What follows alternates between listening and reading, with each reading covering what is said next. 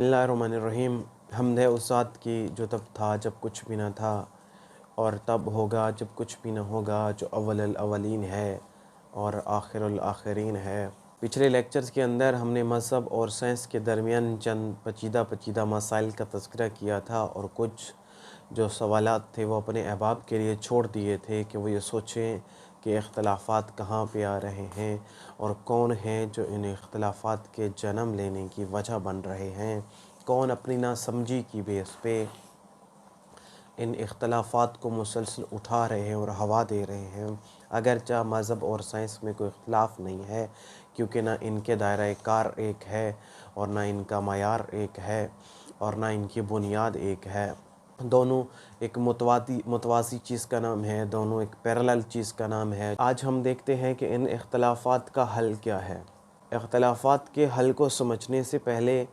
ہمیں معلوم ہونا چاہیے کہ مذہب کا دائرہ کار کیا ہے اور سائنس کا دائرہ کار کیا ہے۔ اگر ہم مذہب کے دائرہ کار کی بات کریں، اصولی طور پہ دیکھیں تو مذہب میں ہمارے پاس مستند کتاب، لاریب کتاب جو ہے وہ قرآن مجید اس وقت موجود ہے، اور قرآن مجید جو ہے وہ کوئی سائنسی کتاب نہیں ہے کہ ہم کہیں کہ قرآن مجید کے اندر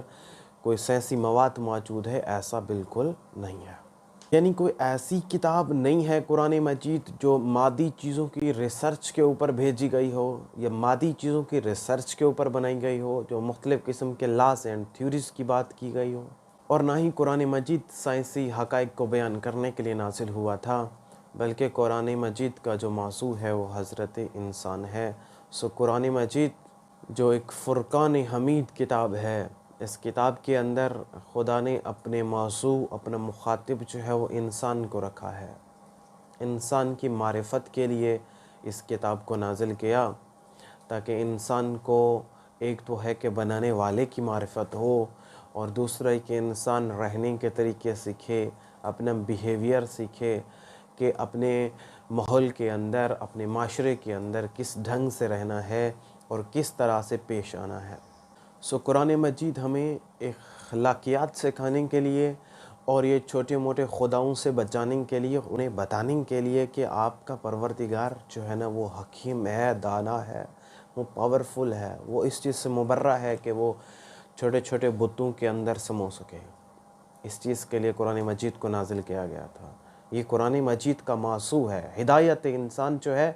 قرآن مجید کا موضوع رہا ہے۔ اب اگر ہم مذہب میں قرآن مجید کو لیں تو قرآن مجید کے اندر توحید کا ذکر آئے گا، اللہ کے خالق مالک رازق ہونے کا ذکر آئے گا۔ توحید کے ان بیانات کے اندر خدا کی ذات کا ذکر بھی آئے گا، اس کے افعال کا ذکر بھی آئے گا، اس کی حکمت کی بات بھی ہوگی، اس کی قدرت کی بات بھی کی جائے گی۔ جس وقت اللہ کی ذات، اللہ کی حکمت اور خدا کی جو طاقت کا ذکر کیا جائے گا، اس کے صفات اور افعال کا تذکرہ کیا جائے گا، تو اس وقت استدلال کیا جائے گا مختلف چیزوں سے،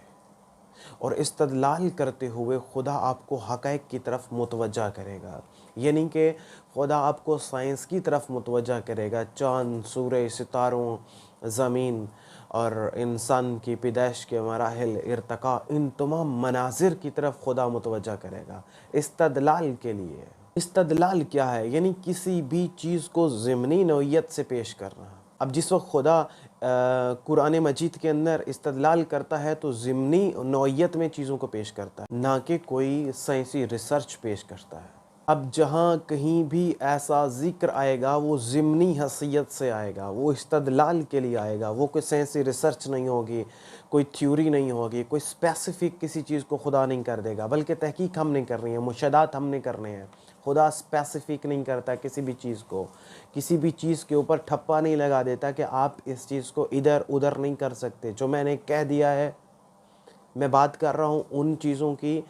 جن چند چیزوں میں خدا استدلال پیش کرتا ہے ضمنی نوعیت سے۔ میں اس چیز کی بات کر رہا ہوں کہ اس چیز کے اندر خدا نے چیزوں کو فکس نہیں کیا۔ اب میں اس پورے لیکچر کے ایک امپورٹنٹ ترین نقطہ بیان کرنے لگا ہوں کہ قرآن مجید کے اندر جہاں کہیں بھی اب ایسا استدلالی کوئی ذکر آئے گا وہ ضمنی حیثیت سے آئے گا۔ اس کا مطلب کبھی بھی کوئی سائنسی ریسرچ نہیں ہوگا، کوئی لا یا پرنسپل نہیں ہوگا۔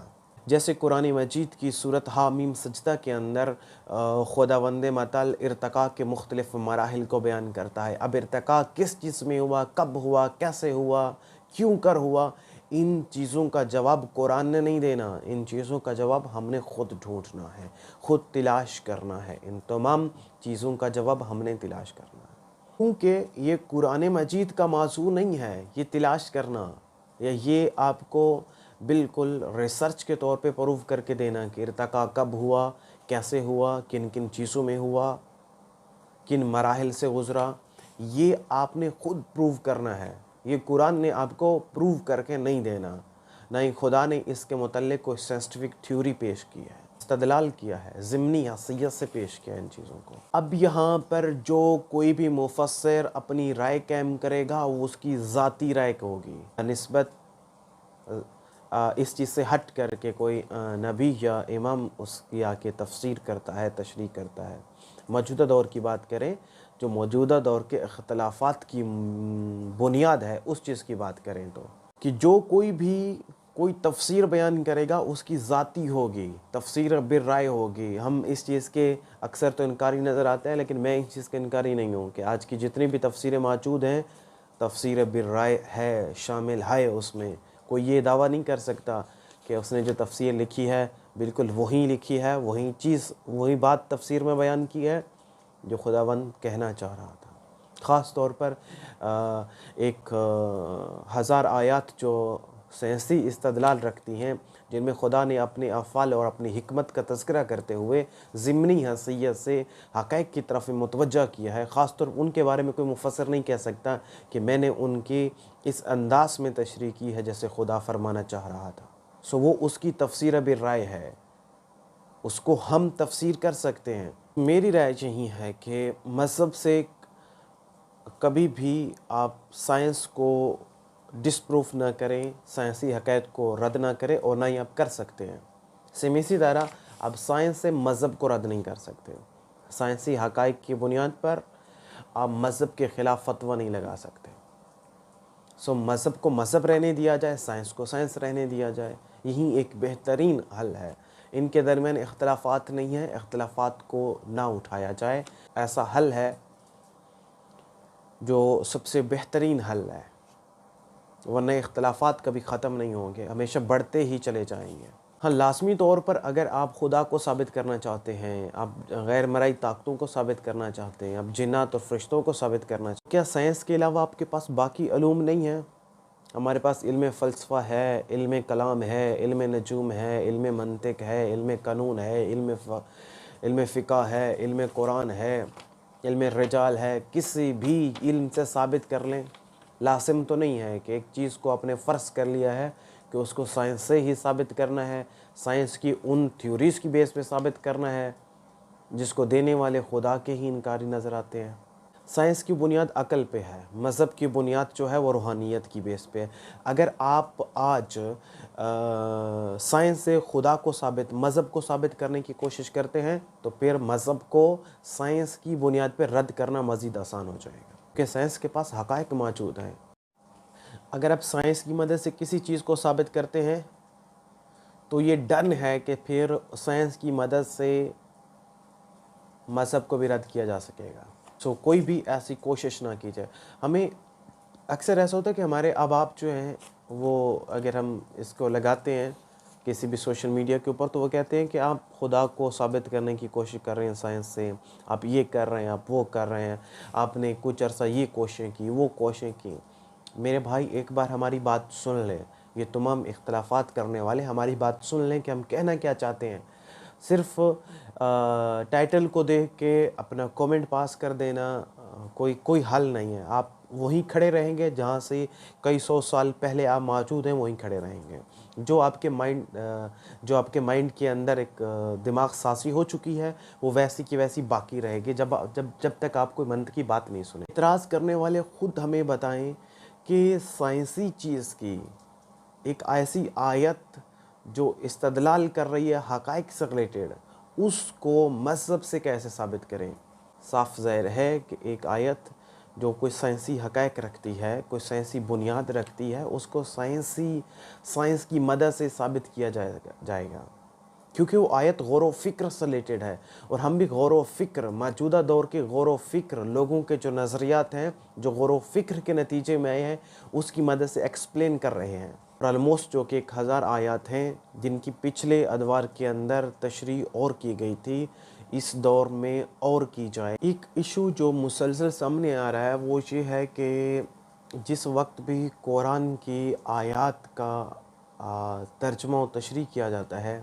ان آیات کا جو ضمنی حیثیت سے بیان کیے گئے ہیں قرآن مجید کے اندر، تو کہا جاتا ہے کہ آپ قرآن کو سائنس کے ساتھ اٹیچ کر رہے ہیں، آپ وہی کام کر رہے ہیں جس کے خلاف آپ مسلسل کہتے تھے کہ یہ غلط ہے، جبکہ اصل معاملہ، اصل بات یہاں بیچ میں سمجھنے کی ہے جو ہم نہیں سمجھ پا رہے ہیں۔ میں کوشش کرتا ہوں ایک جملے کے اندر سمجھانے کی۔ قرآن مجید کے اندر جو سائنسی آیات بیان کی گئی ہیں وہ ضمنی حیثیت سے بیان کی گئی ہیں۔ آیات کی مدد سے خدا انسان کو حقائق کی طرف متوجہ کرنا چاہ رہا ہے، اس کائنات کے اندر موجود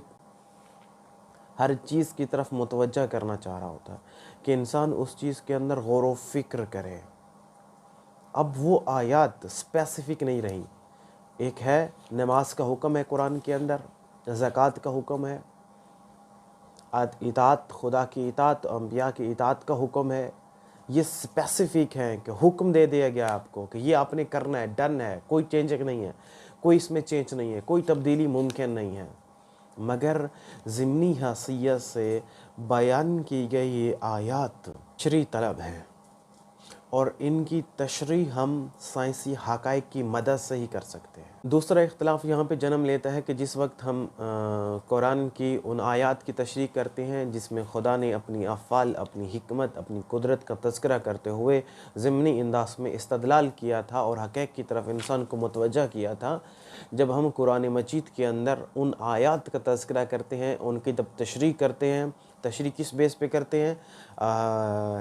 یورپس کی یا جتنے بھی اس وقت سائنس پہ کام کر رہے ہوتے ہیں، ان کی جو کوئی بھی تھیوریز اس کو کسی طریقے سے بھی میچنگ ہو جائے تو ہم اس کو فٹ کر دیتے ہیں اور قرآن کی تشریح میں اس کو شامل کر دیتے ہیں، یہاں تک کر دیتے ہیں کہ ہم ثابت کرنے کی ایک ناکام سی کوشش کرنے لگ جاتے ہیں کہ قرآن ایک سائنسی کتاب ہے، اور اگر ثابت نہ بھی کریں تو اتنا اس کی وضاحت کی جاتی ہے سائنسی بنیادوں کے اوپر، تو ایسا لگتا ہے کہ کوئی چیز جو کتاب ہدایت ہے وہ کتاب ہدایت نہیں بلکہ کوئی سائنسی ریسرچ پہ موجود کوئی ڈیٹے کی کتاب ہے۔ اس کو ہم مذہبی حقائق کا تغیر پذیر ہونا نہیں کہہ سکتے، کیونکہ وہ آیات اسپیسیفک نہیں ہیں۔ میں نے پہلے بھی عرض کیا ہے کہ ان کے اوپر کوئی مہر نہیں لگا دی گئی کہ یہ اسپیسیفک ہو گیا، اب یہ تبدیل نہیں ہوگی، ایسا نہیں ہے۔ ہر دور کے اندر ان ضمنی حیثیت سے بیان کیے گئے حقائق کو ہر دور کے اندر ہم ان کے مطابق تفسیر کر سکتے ہیں۔ یہ ایک عقلی چیز ہے، خلاف عقل نہیں ہے، اور نہ ہی قرآنی حقائق جو ہیں وہ تغیر پذیر ہوتے ہیں، نہ ہی مذہب جو ہے وہ بدلتا رہتا ہے۔ مذہبی حقائق جیسے اس پہ اعتراض کیے جاتے ہیں، انشاءاللہ جن کے جوابات ہم آگے دیں گے، اور ہر چیز کا جواب دیں گے، یوٹیوبس کے اوپر جتنے بھی لیکچر موجود